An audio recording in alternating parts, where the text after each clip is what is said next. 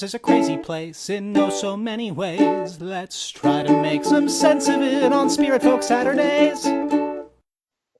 Welcome to the weekly thing and tit-based podcast, Spiritfolk Saturdays. Today we're here to talk about episode 78, part 12 of The Gods Are Gone arc. I'm your host, Elfy, Spirit of Spotty Internet. Joining us this week are Kat, Spirit of War Vehicles, Raven, Spirit of Debate, Pharaoh, Spirit of where the fuck is Ashe? and Kara. Spirit of cute little pigbat noses. Aww. Aww. Pigback noses are very cute. Very. Okay, so before we get onto the obvious stuff, I just want to say that Thog was very amusing in how confused he was this entire episode. Yes! He is so tired of everything going on without him. Well, no one ever bothers to catch up with, what's going on, so he's just kind of like, wait a minute. Well, to be fair, at one point Marcus did offer and he was like, nope, I don't want to know. I think that was when the whip ass was mentioned. First the bowel ripper and then the whip ass, and Thog just kind of was the smart one and didn't ask. Yeah.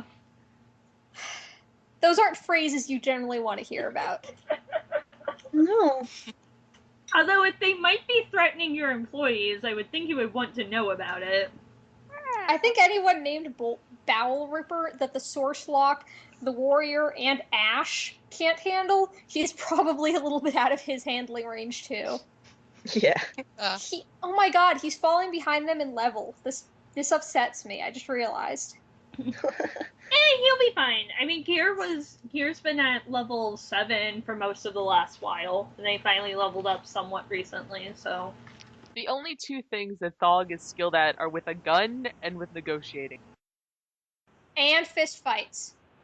He is very good at fist fights. Remember, he took a bunch of wizard beginners out with just his fists. Yeah, but they're like weak sauce to physical attacks. They're interns. Yeah, they are intern squishy wizards, so... True. They're allergic to being punched in the face. Thog, every wizard's worst nightmare. He uses nothing but fists and a gun. There's no spells for that. I really want to know how a wizard intern compares to an alllll guard. That would be funny. If they're even numbers, my money... Okay, if it's one-on-one, my money is definitely going to be on the intern. They'll have at least some spells. If it's a group of them and they are organized, I'm actually putting my money on the guard. It also depends on, what spells the interns can cast in the first place, because if you're stuck with just, nothing but cantrips, Detect Magic will do you no good. I mean, against an alllll guard, a single ray of frost would probably kill them. They're not minions. They're mooks. They are flat-out mooks. The difference between a minion and a mook. Mooks are implied. Minion can be like anybody who works for a villain or someone. Mooks are specifically the villainous equivalent of red shirts. They are completely cannon fodder and just die in droves. Yeah, exactly. I meant minion in the respect that they only have one HP. Like literal minion. Oh, when I hear minion, I think of minion pull the lever or something. Minion. But Thog is just so done taking all of this ridiculous bullshit. I'm glad they finally settled down to talk to Rat and get himself some fucking answers. Even if it involves, again, using a gun. Yeah. I mean, can you really go wrong with the gun? Yes, the answer is yes, I'll say that for you. Yeah. Marcus was so angry. Right? Well, yeah. I mean, one of his friends stole from him. And then... Yeah. And Gregor didn't even say, no, it was Zelvetta. Just let Marcus think that he did it. And he didn't really even defend the theft. He just was like, yeah, stole it. Totally. And, you know that he knows on some level it's not right, or at least that they would feel it wasn't right, because he made such a big deal of, look at how good I'm being, I'm giving you back the flower, when he had the ass sack at the beginning of the thing in the caves. Right. So we know he knows deep down that it's skeevy. He's doing that thing that pisses me off, where someone denies reality, where whenever they start to come around to an alternative viewpoint that would contradict what they have, they'll forcibly go back to like the reality that they are comfortable with, and I want to throttle him. Yes.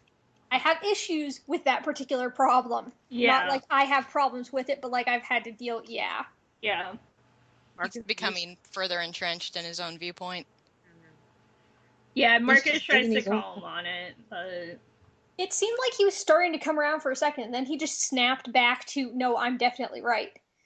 well, he didn't snap back to, I'm definitely right. He snapped back to, I don't want to be talking, can we get stuff done? Because he didn't, at least he didn't just like run off with the flower or hand it off to Zelveta and tell Zelveta to stealth and go and plant it. He just wanted to get the people out of there.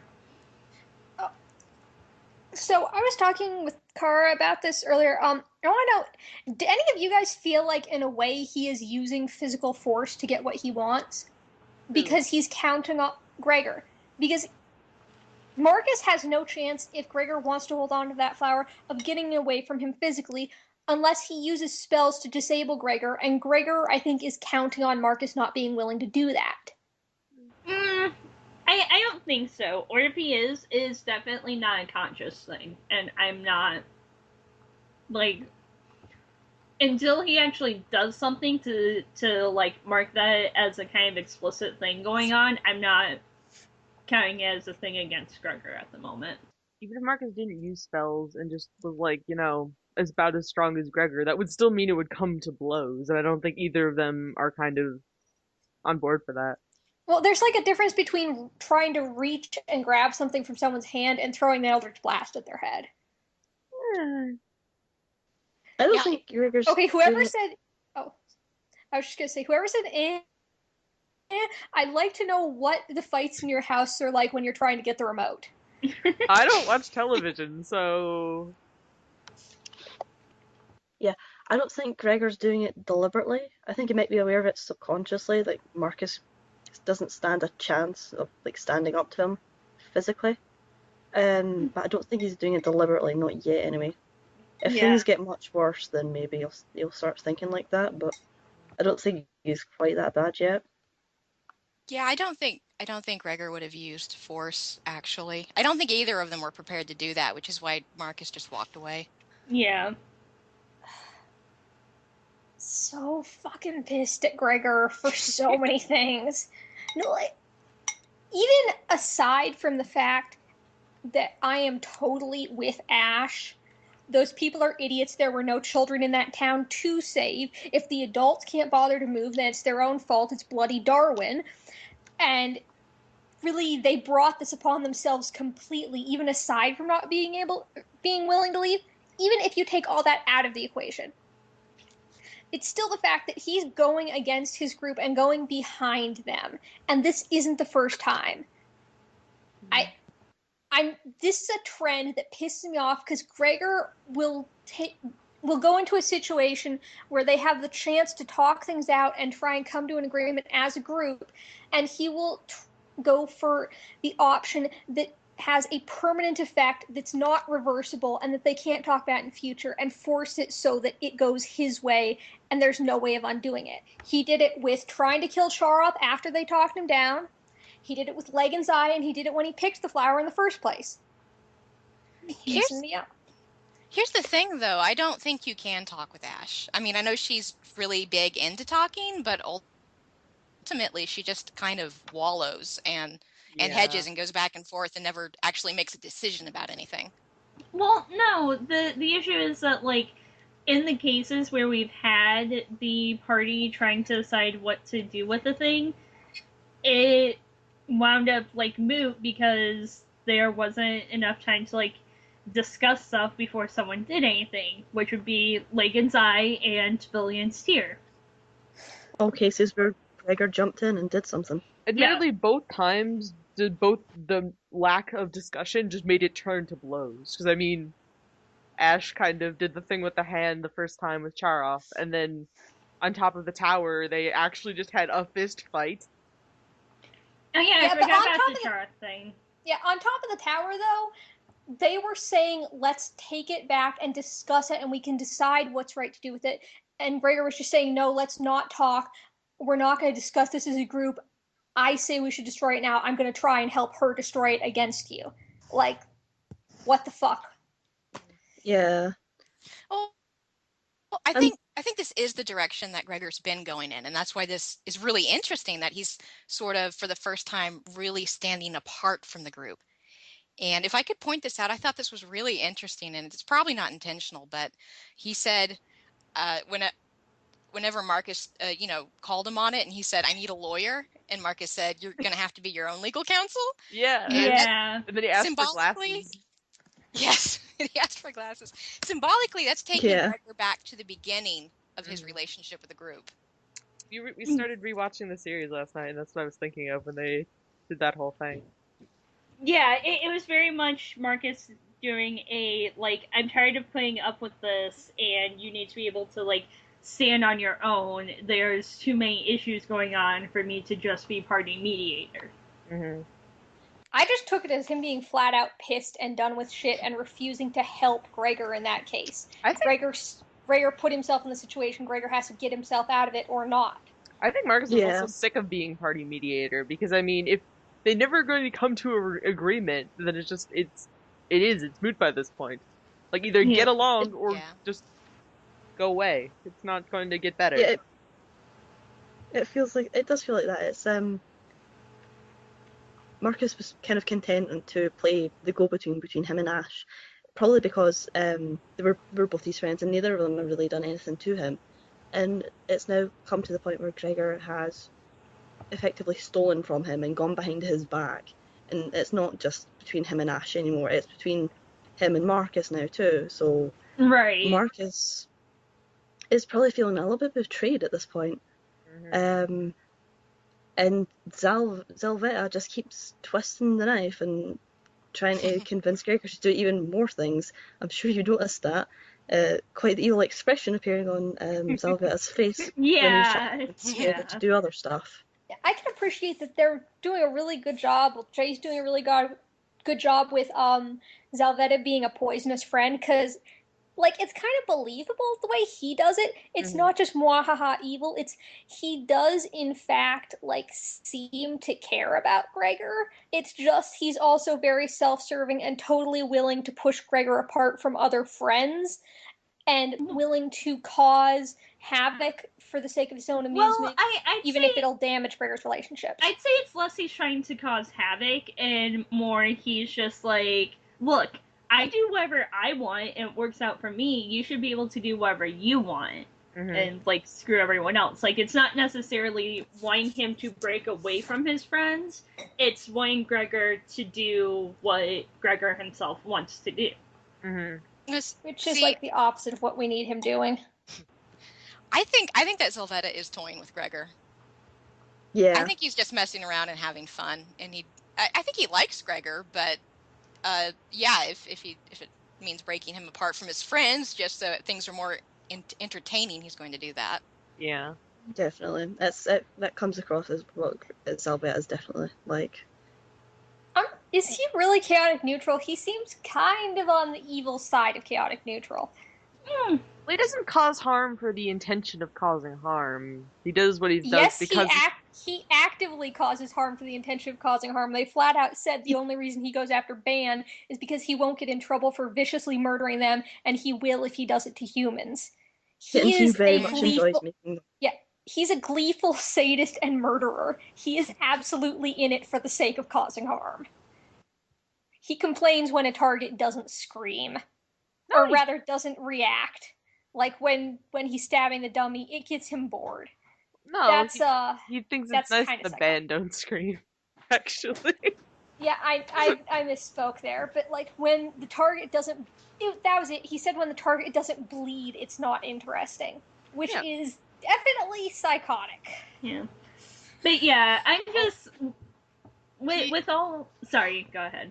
I was just gonna say that it's kind of both points are right, is that he might, like, kill people because he wants to kill people, but he kills people because he enjoys doing it, and that's, like, his motivation for doing so.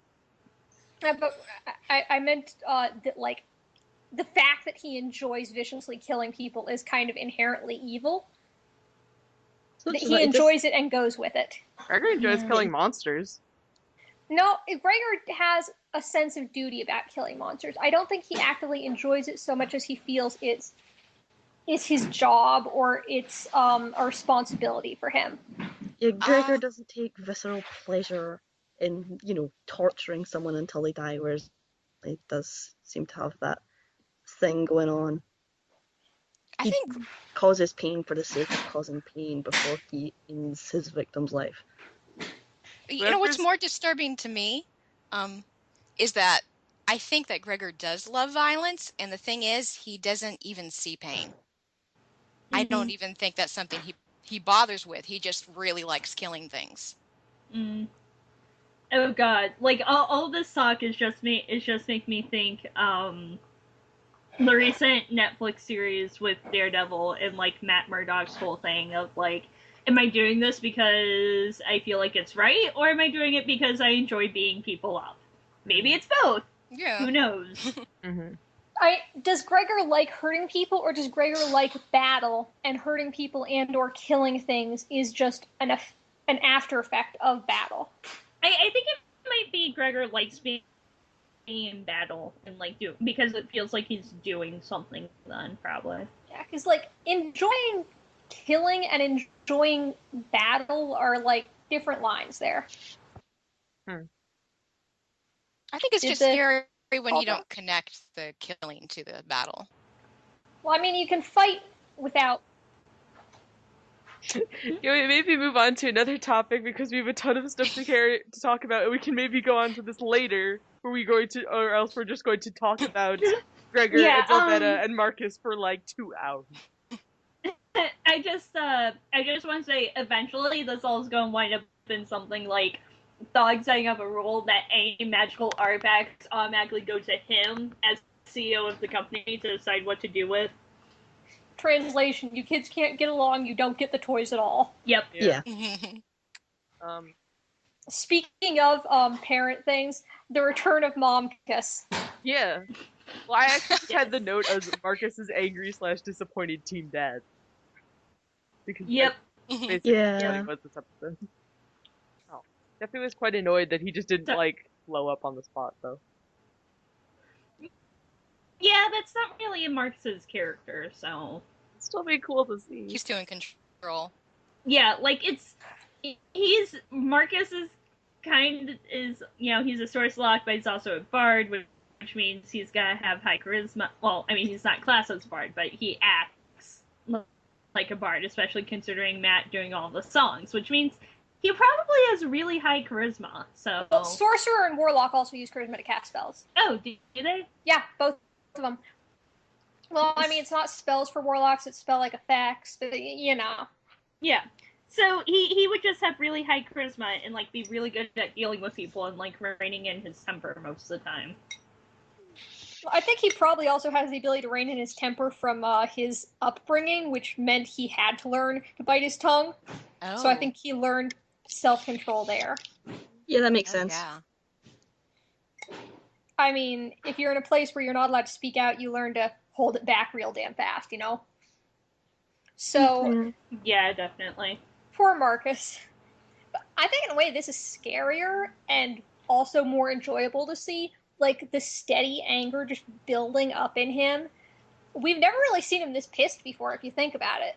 Mm-hmm. Like, surface level pissed, or the more goofy kind, like yelling at Ballast McGee. Yeah, that's one thing. But this is I'd hesitate to say darker kind of anger, but you know what I mean. Like, deeper. This is deeper.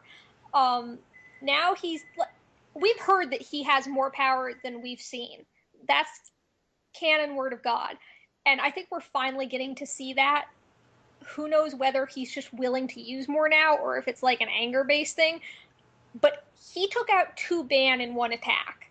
It's taken the entire group to get down 1 band before. And now he's doing that. He's using his shadow powers in ways that are not just like somewhat showy, but are mixing it with a pragmatic effect. Like if you threw up a bunch of petals and then made them all explode in a fiery burst around anybody who wasn't a band, it'd probably kill them. Yeah. It really is interesting. Like, it makes you wonder, when is his actual breaking exploding point going to be? It does kind of annoy me, though, that the ban had progressed from a single ban was an extremely difficult thing to it's like, oh, we're facing like 6 of them. There's not really much of a problem here, though. Yeah, although they did have, Horriban. Yeah, they have Horriban, they have Thog with them in the spell, they have Zelveta. Like, I don't know how much Zelveta did besides helping with the one goat masked one. Plus, they know what to expect. And they were kind of like a threat the last time when we encountered the 2 of them. Yeah, well, it's 2 from 2 to 6. It's not a small jump. Instead of it being like one-on-one with the band, it's, group versus group, so it's the dynamics are a little bit different, so that kind of changes how difficult it might be. Yeah, plus Marcus managed to, like, semi-sneak attack them, mostly. And I think they were actually fighting, like, sincerely this time and not just goofing around. So maybe and normally they went in with panic. This time they went in with purpose. Yeah. Instead of scrabbling to survive, it was either, in Marcus's case, just, I am done with everyone's shit, I'm going to start at least killing the enemies that get in my way. And in Gregor's case, it was, I don't know, there's just a general shift in how Gregor dealt with it differently. Oh, yeah, just, generally the group has more knowledge of what they're doing. And I have to wonder if the band know about Horriban, if they maybe were, like, backing off a bit. Well, there's kind of the whole Anorian thing about just not realizing that he's both people, despite the fact that's quite plainly obvious. And right, but does that count for the band? Well, I assume quite a few of them are Anorian. So They seem to be just as ridiculous as the rest of Anorians, because they apparently talk via posing, so... Yeah, I thought they were all cool and mysterious, and then the posing happened, and I'm just like, nope, it's just more fucking animes. Were they actually doing that, or was that just Kira doing a thing and, like, assuming that they understood him? They were actually doing it because Horriban said that one of his few talents is posing. Yeah. Okay. And that's also interesting because it suggests that he doesn't actually have many talents, so... Like, maybe aside from the combat, he's not that different than he was whenever he was with the Bell Ripper. Maybe. He really is Kier. He's older Kier with fighting instead of inventions. There's also the Ben was quite clearly non-human for once. You've seen one other full body shot, and that one was quite clearly human. This one is... For like a split second, I thought that band was actually Ashe. Right? Ashe before I realized that person is blue. Right, same here. If only, because you know what? We could have seen some bindings then. Yeah. But I guess she's technically a cameo, is what we figured out. Yeah, she looks like Jay's Final Fantasy XIV character, whose name is Nahal, I think is how you say it. Like, Ava was in the background at one point. Mm-hmm. One of the mercs, so... I also like how they were literally lost without Ashe, like, both Marcus and Gregor were just like, our cartographer friend is missing, where do we go? Right? Yeah. That was great. Which is rad, having a fucking open-air restaurant. Okay, so, I have a great episode title suggestion.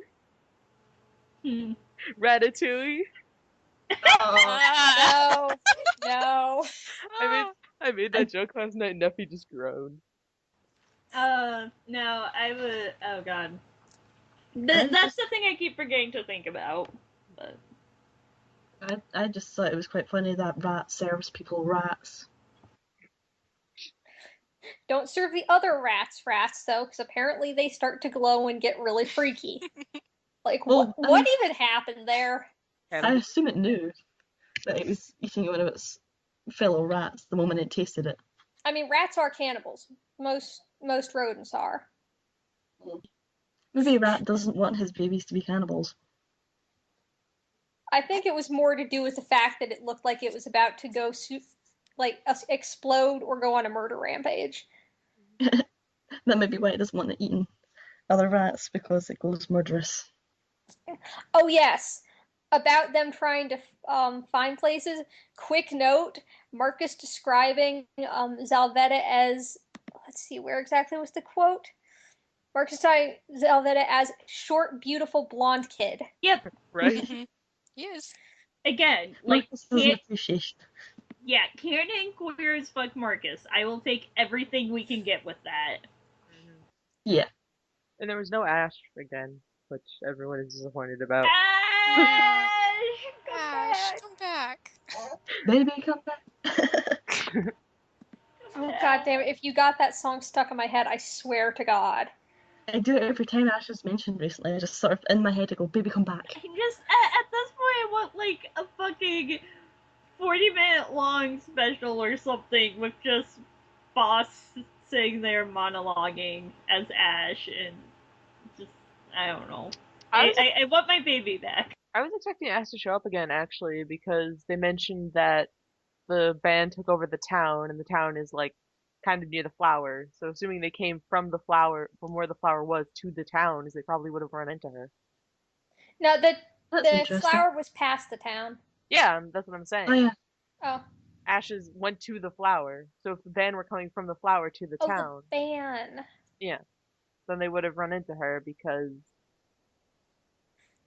So that's why I was expecting her to be there, but she was not. Quite sad. Well, she might be further in. They didn't go that far into the city, did they? Well, the town. Yeah. There's like another place or two, isn't there? I was gonna say a horrible thing, but it's too easy. There's the farmhouse. What, dead Ashe? Well, kind of. I was gonna say, or alternatively, she's in a pool of her own blood in the forest, and they won't find her. No, don't I highly. Never mind, it was worth it. Ashe, like off screen at any rate. Oh, they definitely wouldn't. I just love the noises that Kat and Kara make when I say that stuff. Jerk.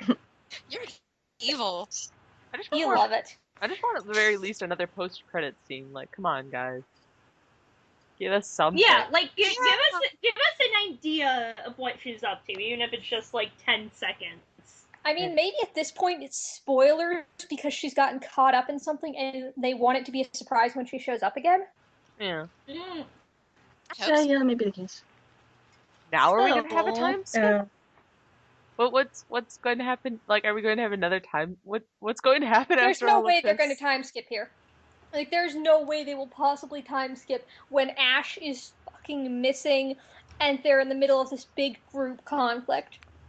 Yeah. Okay, I don't expect it, but I really badly hope that Gregor holds off on planting that flower, because I feel like if he actually goes and does it, he will have created a divide in the group that's not going to be able to be closed. Mm-hmm. Like, I just can't see how it would possibly be fixed, especially between him and Ashe. Yeah. And while this isn't something I'd want, honestly, I see it ending in someone leaving for good or an actual battle where someone gets killed. He's apparently going to go off and call for help from the Rust clan, so who knows what that's going to do. Oh, I missed that part. Well, yeah, that's what Zelvetta was doing. It was like, maybe the clan will come and help us and all this lot. Mm-hmm. Yeah. Fucking Xanthor. I know, right? Which they might, if Marcus talks to Zeke, they might be headed towards, like, an actual civil war going on. Yeah. Dude, what Probably. if what's going on with Gregor and Ashe is like a parallel to what happened with Horvin and Zeke? Maybe. Isn't it already? Like, But I mean, like, more so. What if it comes down to an actual battle where they both go full out?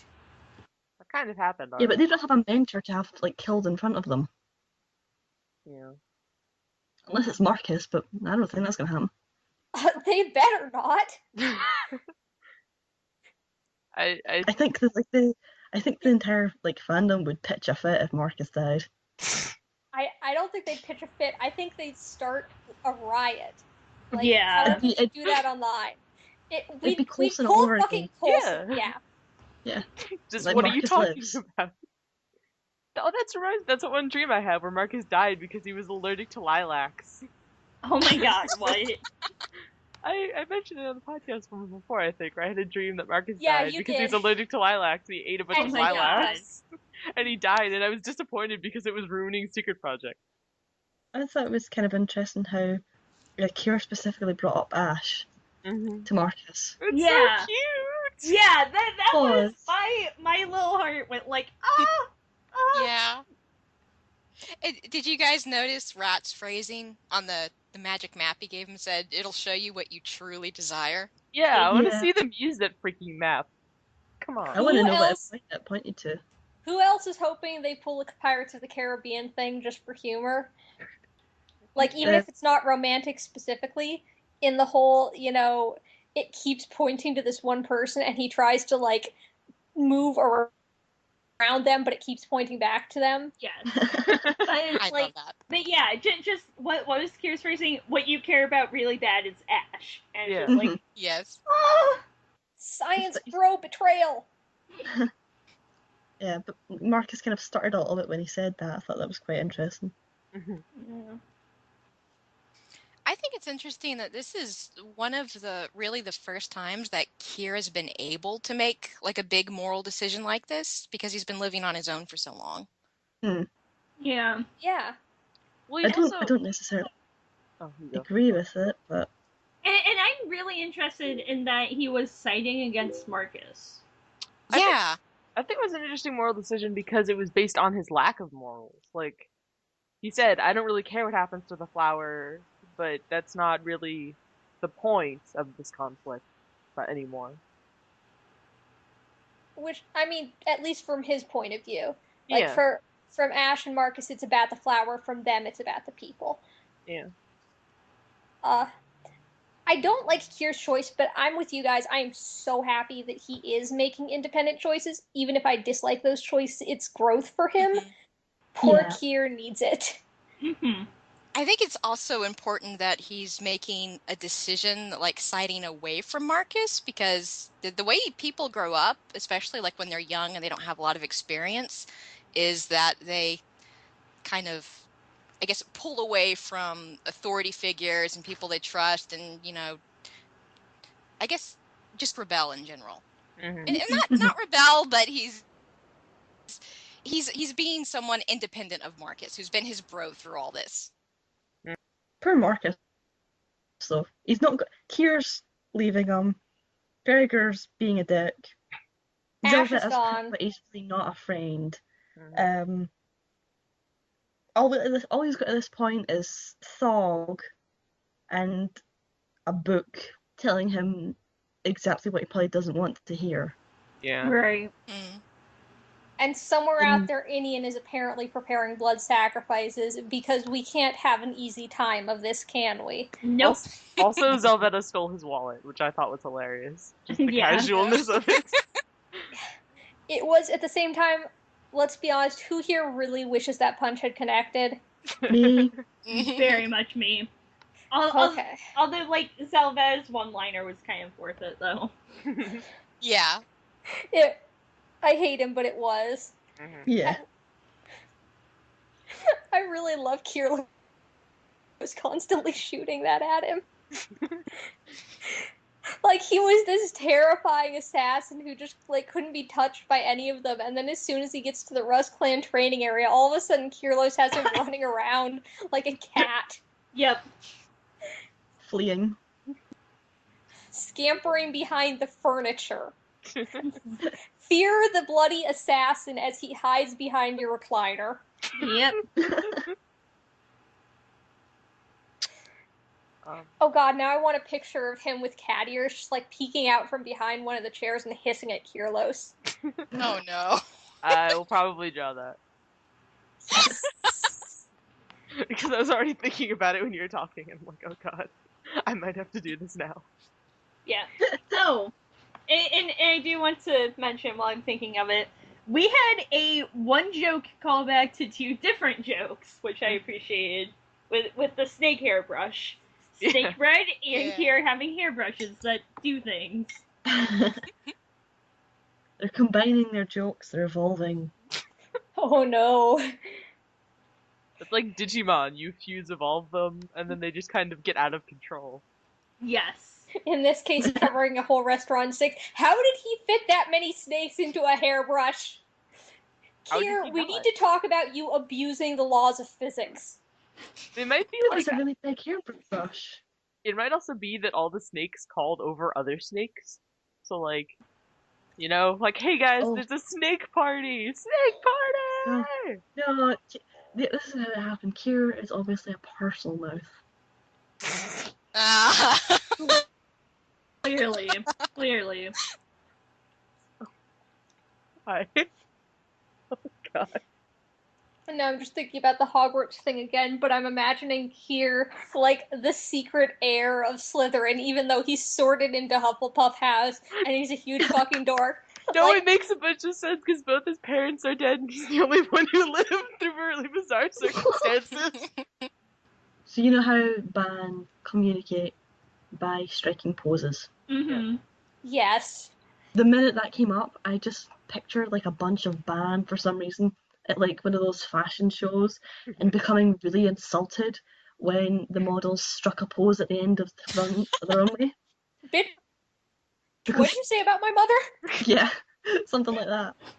Just it's like the most insulting thing through that pose, and it's just like, yes. Except it won't make a noise because I'm not allowed to make noises. But yeah, that was.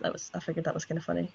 No, but it's like a fashion show thing. So the judges are all bad, and the person strikes a pose, and they all do thumbs down and just turn their heads away in disgust. Yes. Scandalized. You did what? To who? My goodness. Most of my notes are like Thog is confused and Marcus is so angry and Gregor's a dick. Okay, like situations. half of mine was arguments for why Gregor's being a little shit. Yeah. It was very written out. Oh yes, why did Rat need that hair? I can't be the only one worried about that. Well, I mean, having parts of people like hair, nails, skin is kind of a thing for casting spells that affect them in a lot of mythology stuff, so... Yeah, but I mean, like, what specifically does he want it for? I really want Rat... I'm concerned. I really want Rat to become a recurring villain. I like him as, like, this villain sort of guy where, like, he might fuck over the party, but he's kind of just really there, you know? Yeah. It's like there's like all potential in the world for him to screw them over, but he just likes them too much. Can we get T.I. clones? Like, that would be awesome. Get T.I. what? Clones. Like, Ashe has to fight herself kind of thing. Ooh. Usually the necessary components for that is DNA, so... Yeah. That'd be interesting. That would be an interesting thing. Yeah. Alright, let's cover the supplement that we got, like, yesterday first. Yeah! Yes! We finally have information on the Drum of the Destroyer. Yeah. Mm-hmm. How did Meadshire even get their hands on that thing? That was like a Class C artifact. It's mentioned in the first episode that they bought it from a trader who got it from, quote-unquote, some sort of alllll treasury. And that they thought it was worthless, so they passed it on to the adventurer who struck down the pig bat. That is very much not worthless. God damn it, Elrond. What the hell? Like, can you imagine if that thing hadn't gotten destroyed? If they had, like, managed to use that to enhance their weapons before battle? Sure, it'd be super evil, but, you know, easier time slicing stuff. A really pointful note is do not, under any circumstances, place any flesh within the drum. The drum bypasses the Spiritfolk's reincarnation cycle, but by introducing flesh to the creature, it may be allowed to truly live again. Mm-hmm. So if they if they destroyed it after it had reformed, does that mean it's now back in the reincarnation cycle? Possibly. What if it shows up again? Like, it forms quickly, but because it rushes, it's really tiny. So there's this really, really small, angry spirit folk from the beginning of their adventure that's just trying to go after them. But it's like, it did it too fast, so it's super ineffectual. Well, because it doesn't have enough power. Well, he did say that his over-eagerness has caused him to manifest as some incomplete form or whatever, so maybe it didn't technically... So, I totally want to see the party try and break into the Vault of Wonders. It reminded... The description for it reminded me of, like, a World of Warcraft raid, and I want to see that. That sounds so much fun. Yeah. My favorite thing was the stuff that we got from, like, that was relevant to the characters. Like, apparently Idian likes looking fancy, but she's too lazy to actually put on all of her clothes, so she made a spell so that they can just kind of appear on herself. The quote, that's quite handy. The quote for the dress spell, made by a certain mage who, quote, could not be asked to dress herself formally. The dress spell takes the me out of making oneself presentable to society for a goddamn change, Idian. That explains so much. That explains how she can manage that outfit. Did we discuss this in the past, of that being the headcanon is she doesn't actually, like, have to put all that on, and then it's just like, yep. Yeah. That's actually canon now, which is amazing. Yeah. Speaking of things mentioned directly related to the party, so they actually mentioned and one lone source lock when talking about something. Yeah. Marcus is at least unique or noteworthy enough, or did something to deserve being on the radar of the Vault of Wonders. Marcus is a special snowflake. Maybe he tried to break in at some point. You never know. Or maybe he probably did. Maybe they want him for the like ring that's for like holding creatures and stuff. Maybe. Because he's the only source lock in existence. So. Great, we'll add that to the list of people to show up on Marcus's very bad, no good, awful day. Yeah. We didn't have enough already. You can also add to the list the tiny little flesh golem or flesh spirit folk. Yeah. Yes. Yeah. There's also the note that we learned that Caravia is a very magical based place, which makes a lot of sense considering that's where Wizard High School took place. Yeah. Mm-hmm. So. Indian might actually be from Caravia. Who knows? Maybe. I mean, I think that wherever she and Colvin are from, it's the same country. I would think honor it because they have similar eye shapes and eye colors and hair colors. Yeah. So, which, by the way, so awesome that the party, or not party, that Jay, in making his own world, also included, like, specific, like, ethnic markers, like gold eyes. That's cool. Mm-hmm. Yeah. Mm-hmm, yeah. And, yeah, very much so. And Gregor's skin tone. Yeah. I'm kind of curious to know what the ethnicity of the Medians are, aside from Ashe, because Ashe is presumably the only one with, white hair and yellow eyes. Yeah. Yeah. I hope the rest of them are redheads. I didn't take a note, but we know where Meath is now. Oh yeah. Yes. Yeah. Because on the vault, the thing for the vaults, they have the map in the background, and I was looking at it, and I noticed that it actually had lists of places, so we know where Meath is. It's, like, the little chain of islands that's, like, next to the island next to Alaron.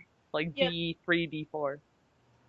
Yeah. Good catch. Although everything else on there, Jackson said was not accurate. Yeah, been changed.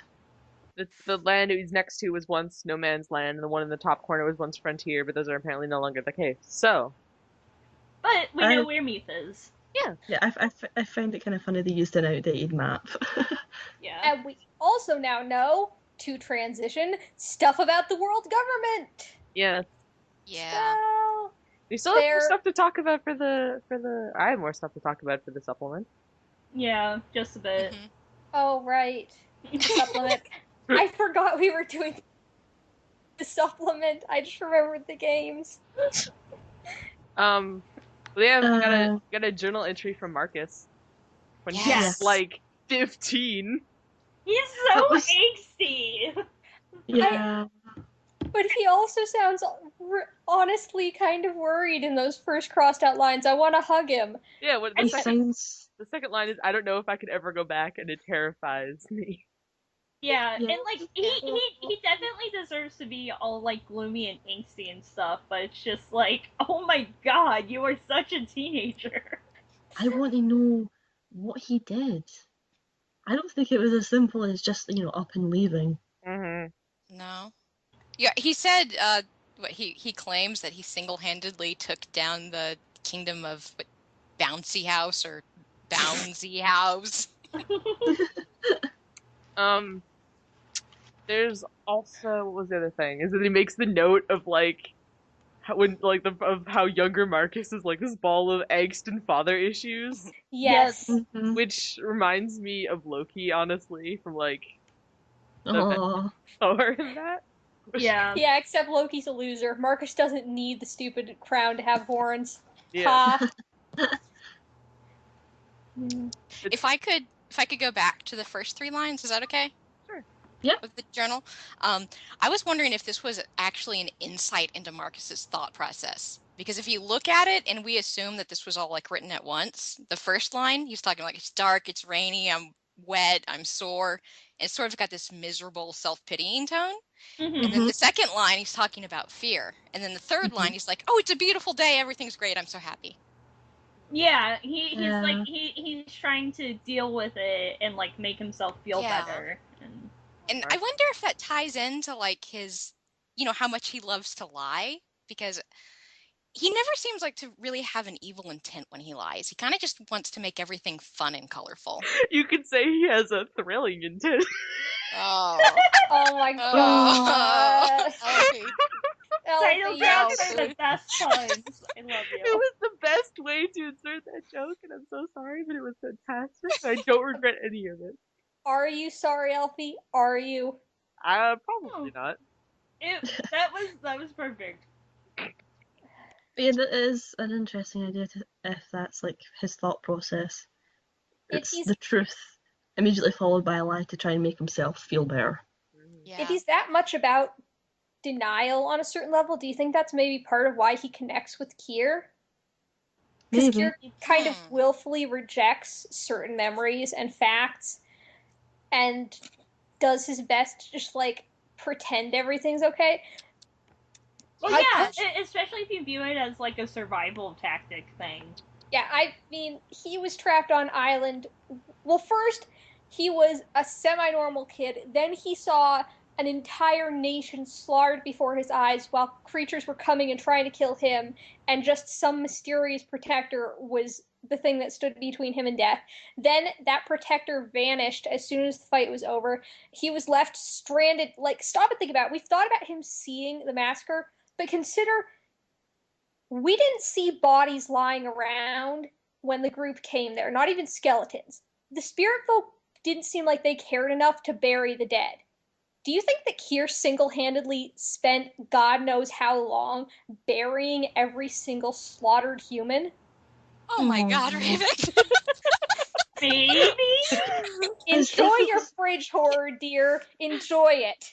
As if it wasn't bad enough that I wanted to hug him before. Like now I just want to take him away and just there. Counseling time. It's possible. Or it might have been a while before he started being like obnoxious to all of the Spiritfolk and getting them mad at him. I mean, no, they hated humans before. They really hated humans before. Yeah, they're kind of. I wish I could do the Coleman voice for when I say racist. Well, it is understandable considering that they were at war for who knows how long. Yeah. Plus, the awful atrocity that is iconoclasm, kind of super not cool. Yeah. But yeah, so Kier not only saw the slaughter of a nation, he was then left. Even if he didn't deal with the bodies, he was still left stranded on an island full of the dead, where nothing else was then there, presumably, or just the Spiritfolk that had regained their minds and were standing amongst the ruins. I'm not sure which is worse.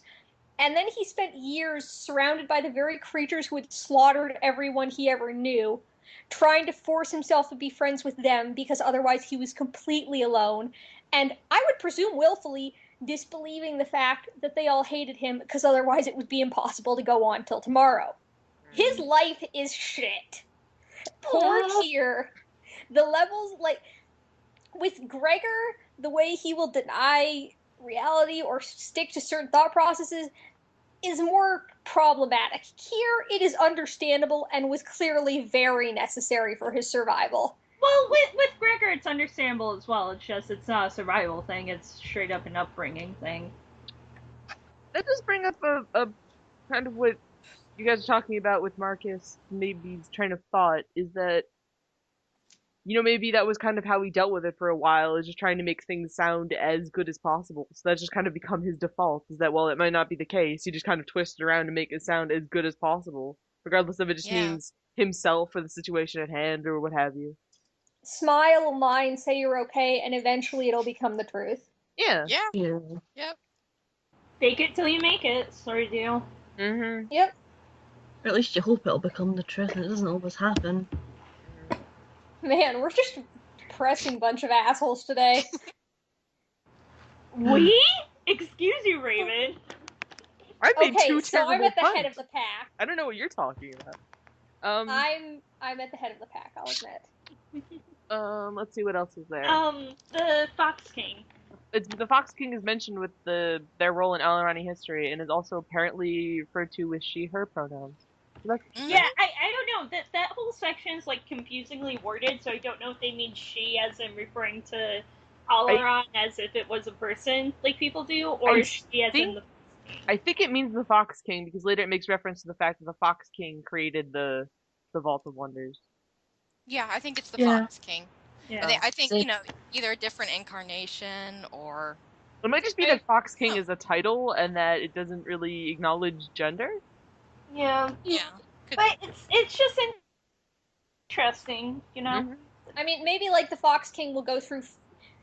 If the Fox King keeps his/her power through regenerations, or whatever you want to call them, if the Fox King has done that at all, instead of just not doing it and saving up power, then it could be the Fox King just goes through different identities every so often to keep it interesting.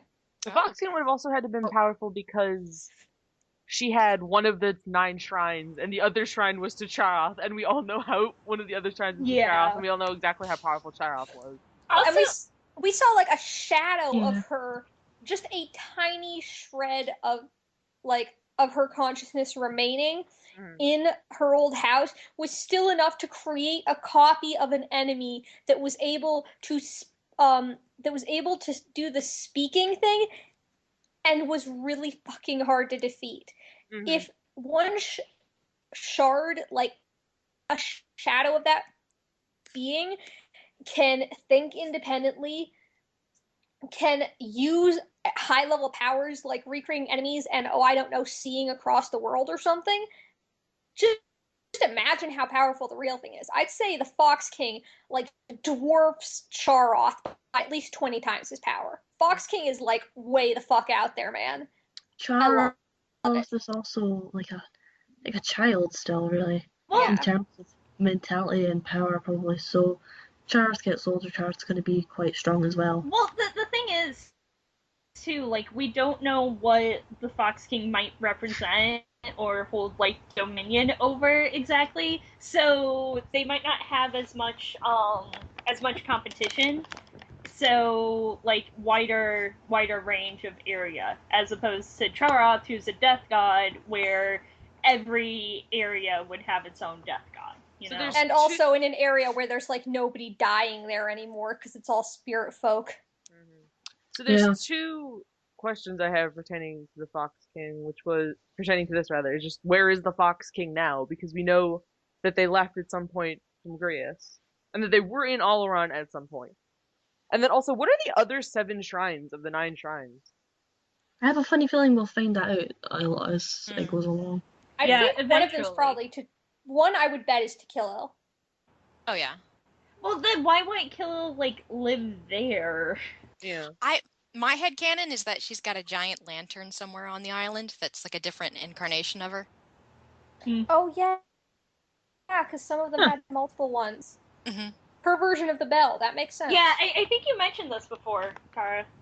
Yeah, I think That's I did. interesting. I'm coming up with all kinds of sad thoughts today. But this one I'm blaming on somebody talking about Chara still being a child. Don't. Also,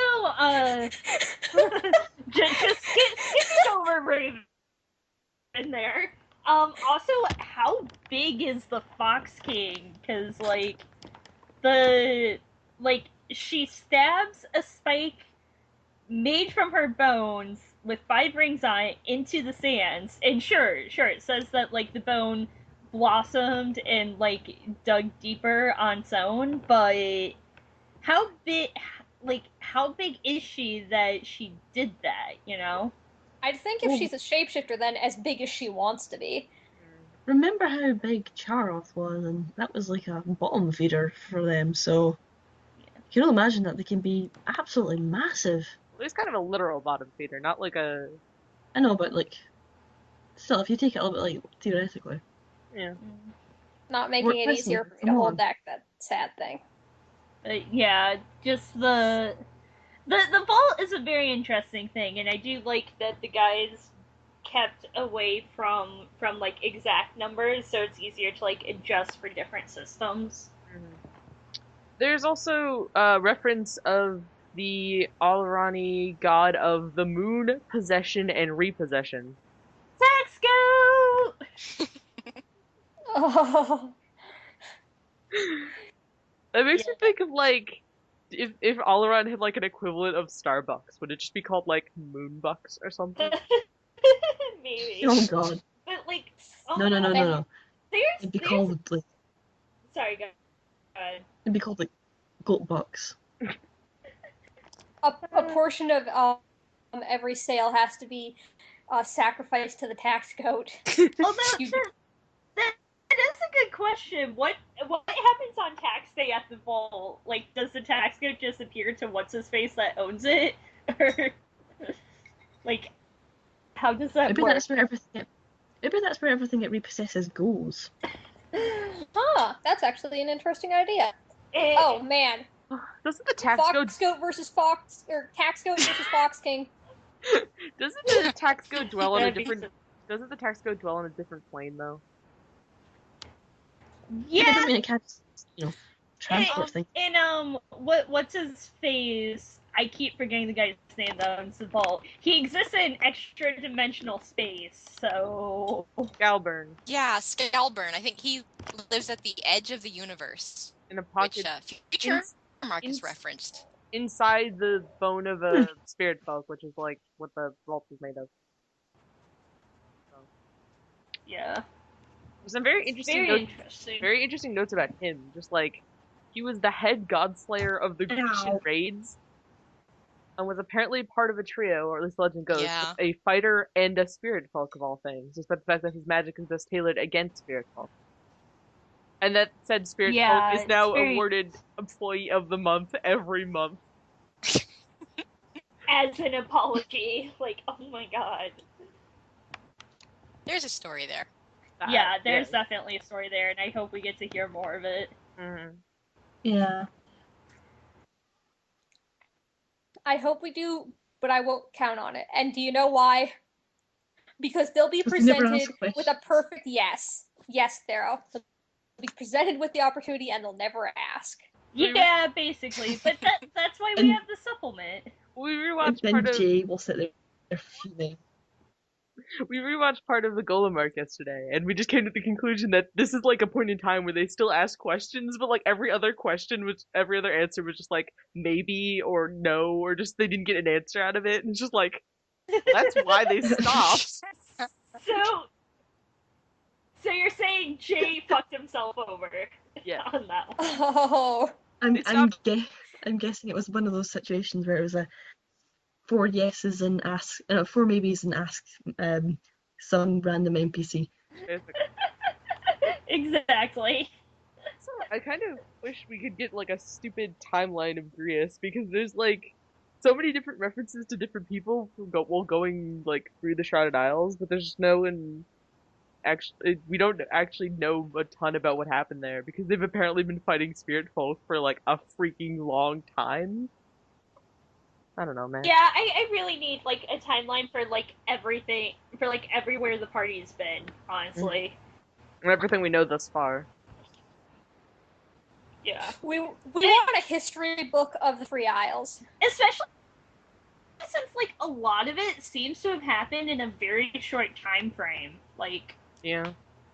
Because Horvin says he personally knew Telvillian, and the whole thing with Zeke and Horvin and the Master was like 15 years ago, and like what the hell is this timeline? Oh my like the God. war on Grias apparently lasted for quite a while, but then just everything recently was okay. So that's what I thought was weird is that it mentioned that the Fox King was in Oleron like several hundred years ago. But then it also mentions that Scalburn leads it, but he was head god slayer of the Grecian raids. So how long were the Grecian raids going on for? Yeah. Well, the Grecian raids might have been to like clear out an area so that they could set up that colony.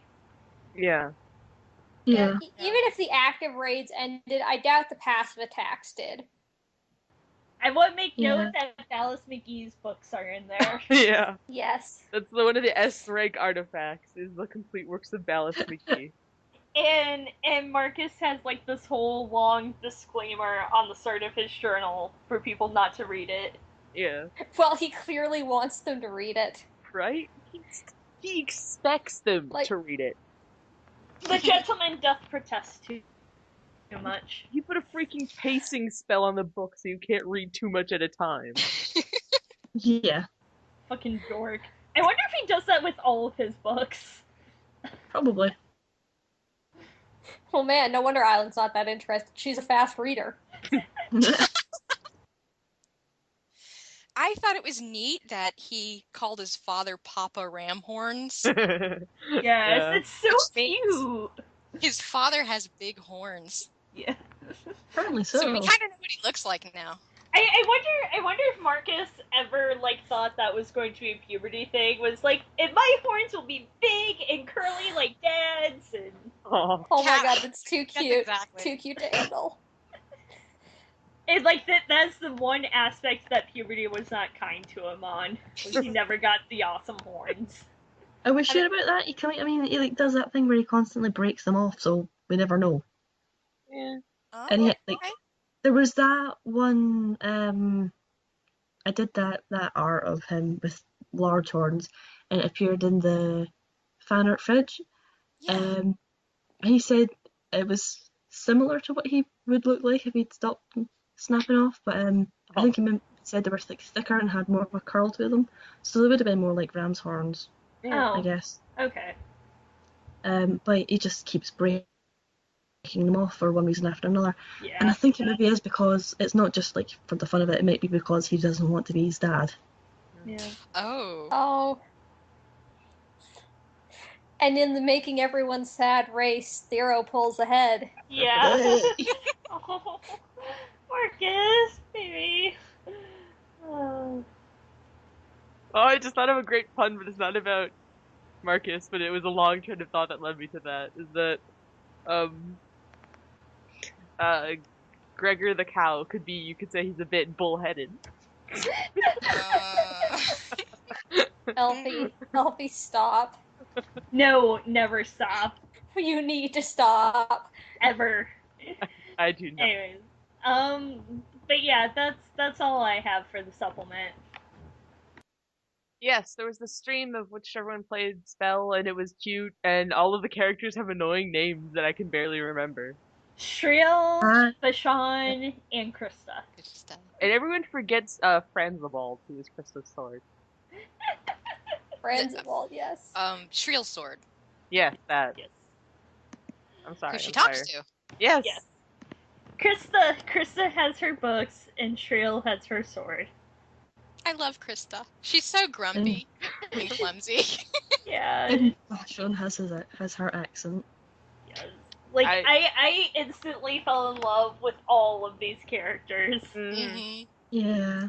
It's It's really something in the group's, or not in the group's favor, but it says something about the group that they can make you fall in love with characters and want to learn more about them over the course of like 5 minutes. Oh yeah. And it was they can define them and yet leave you wanting more. And there were references even just in the beginning to stuff that we like already knew, like when they say it's like within the territory of the Freyalis, and everyone's just like, ooh. Yeah. Yeah. See, now I'm imagining the group leaves the Freyalis and they're going around the world, and whenever they're from the Freyalis, people are just like, oh my god, that's so mysterious and exotic. Yes. You must tell us all about the strange cultures. They're like, oh my god, not this shit again. Yes, exactly. But Marcus just plays it up, even though he's not even actually from the Freyalis originally. He plays up all the weird cultures he was supposedly raised with, uses them to try and get free shit. Of course. Just... But then because we had problems with everyone's names, they quickly became Vashon is fashion, Shriel is cereal, and Novalis Strack is Shrek. Is Shrek because of how the way Vashon said it at one point. Yeah. It just sounded like Shrek. Let's see. What was I gonna say? Something. Oh, and then there's Lou, who was only in there for like 10 minutes, but was kind of amazing. Yeah. There was Don't. Yes. Don't keeping an eye on the bar for the party. Which is like, and apparently being threatened by Thog to move the merchandise. I love that mindset of like the group leaves to go to honorants and Thog's just like, I need someone to run the bar. Pig that, you do it. It just like runs off. So it's just like, I guess I have a job now. I mean, it sounded like he threatened her in some way because she really needed to move that stuff. Yeah. I don't know, maybe he threatened to light her house on fire. That seems like a pretty Alderani thing. I hope not. They're basically one giant country made of the mob, except minus the communal parts of it. I hope not. What did Jay describe it as? A country with gangs just calling themselves corporations instead? Yeah, something like that. But I really hope Thog would be nicer, like, to people that the party is close to. He's a middle management thug. No, he's upper management now, thank you. Sorry. He gets fussy about it. But yeah, just pick back, don't keep an eye on the bar, and the entirety of Z-Wing just being like, what the fuck is this? Yeah. I love that Don't refers to Gregor as her stupid friend. It's gotta be Gregor. I thought she was talking about Kier. So did I. I thought it was Gregor. I thought it was Gregor, and I like that because I love this, because Gregor kind of, infantilizes Don't, I think, treats her as like this cute little cuddly thing, and it's kind of appealing to me if Don't sees him the same way. Yeah. It's like, oh, precious baby, you need to be cared for and protected because you don't understand the world. Yeah, he was talking about Kier, because, like, I don't know. I like the headcanon that they do somewhat get along, but they just hate each other sibling-wise, sort of thing, you know? Oh, I do too, yeah. So, that's why I thought she was talking about Kier. I don't see Kier having a problem with that. Kat, you keep making me think about that thing you wrote. Sorry. No, you're not. What else was I saying? Oh, and Jay used the freaking cipher language, so we were all scrambling to decode it in the middle of the stream. Yes. Whenever the shadow attacked, it was, That was funny. I was just watching you guys do that. Cut, mock, and heal. I love that Jay psyched them out about the monster healing itself just to fuck with them. Yeah. Right? That was great. Yeah. It's like the most dickish move as a DM, short of actually doing it. Now I'm just imagining an outtake from when they were fighting the Phobius of it latches onto one party member's biggest fears and turns into the Pigbat King. Wow.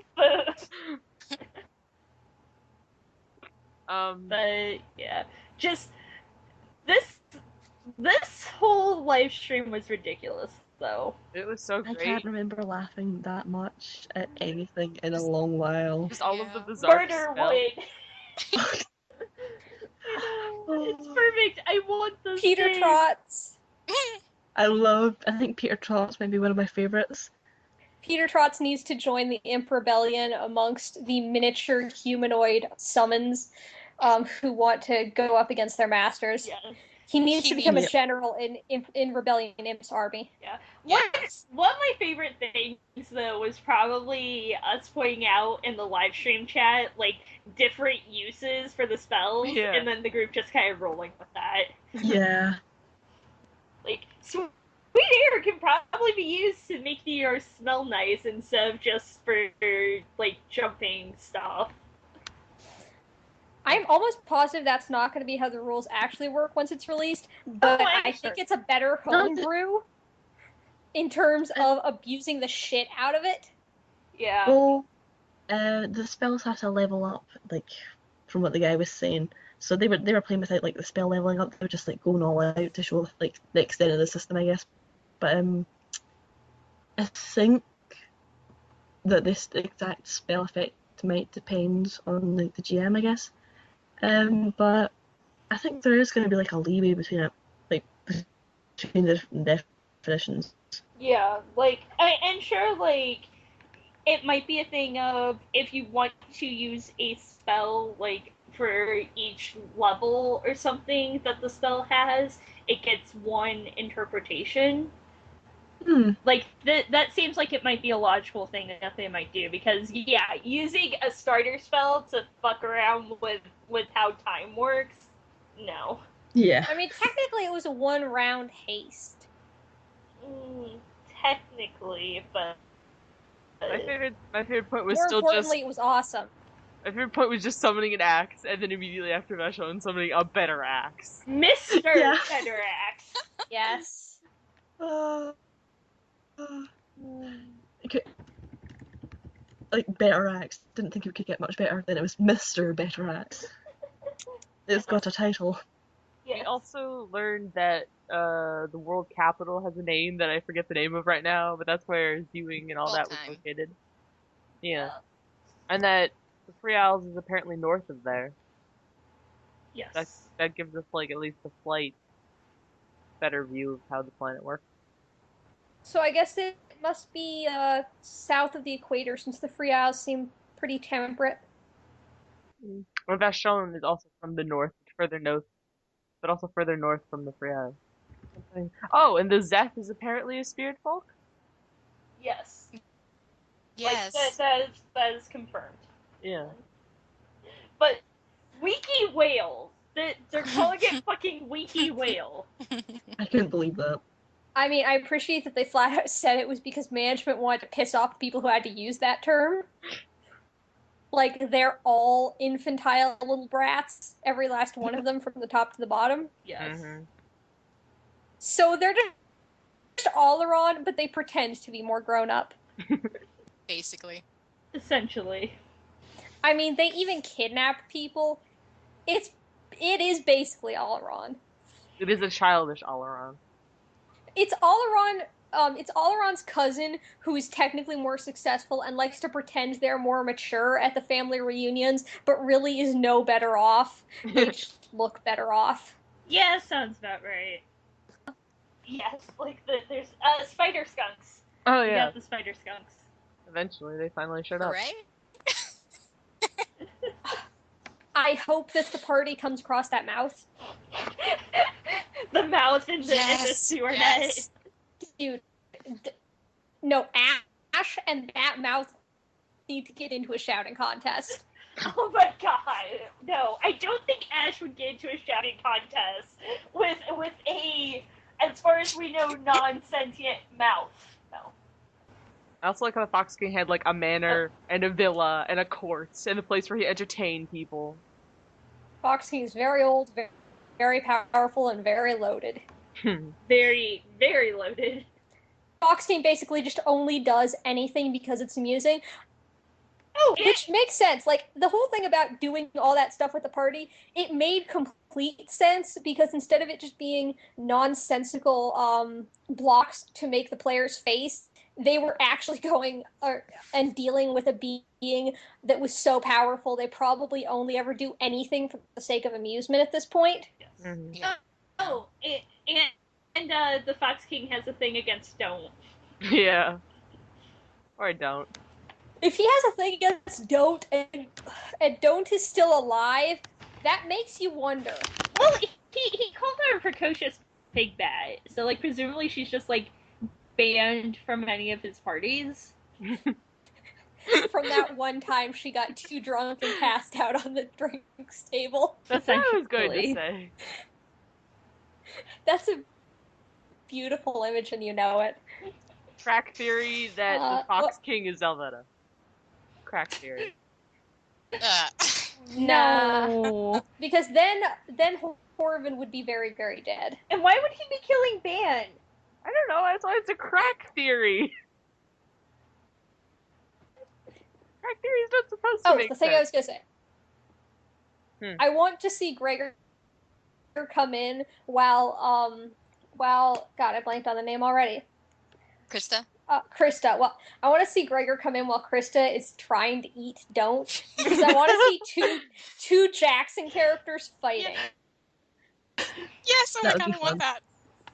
It would be perfect. I keep imagining Marcus meeting these people and being like, what? No! No one can have a power that's more special snowflake than mine! Teach me what you do! Yeah. Oh god, Marcus with those powers would be the worst. And by the worst, I mean the best. Yes. I made the joke in the stream chat that Foss went from playing not magic character to not a vampire, and he was like, basically. Yeah, because she's a Wendigo. Yeah. Or at least based on one, if not actually one. Yeah. Oh, man, should totally just meet up with Marcus, because she would doubly piss him off, because not only is she like a special snowflake caster, no, she's also a really bizarre race creature thing.